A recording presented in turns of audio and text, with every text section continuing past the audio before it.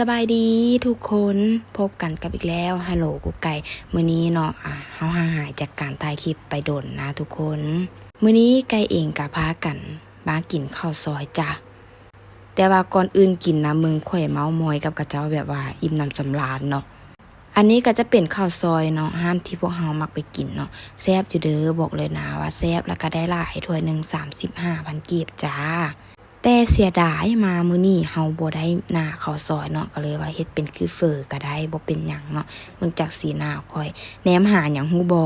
แหนมหาเครื่องปรุงเด้อเพราะว่าเครื่องปรุงน่ะอยู่อีกฝากนึงเพราะว่าค่อยก็ซิมๆมันก่อนรสชาติมันก็ค่อนข้างพอดีแล้วแต่ว่าค่อยหันนะเป็นคนที่กินส้มหวานเนาะ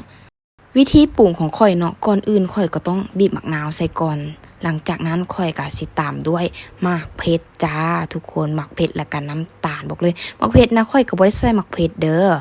ค่อยนะมักใส่น้ำมั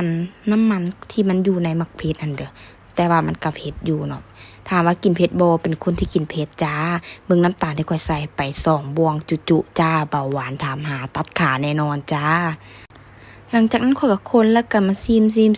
ปรุงอยู่นี่นะประมาณ10นาทีนี่แหละทุกคนมันบ่ลงตัวจักเทื่อหลังจากนั้นค่อยว่ามันเค็มมันพอดีแล้วค่อยก็ยังไปเติมน้ำปลาซิอีกเด้หั่นนะ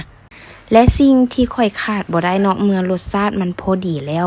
ค่อยก็ต้องได้มาใส่ใบโหระพาเนาะทุกคนบอกเลยนะอันนี้ค่อยขาดบ่ได้เลยบ่ว่าจะกินเฟอกินข้าวเปียกกินหยังกันแล้วแต่ค่อยมักแฮงใบโหระพานี่นะมักกินที่มันหอมๆเนาะ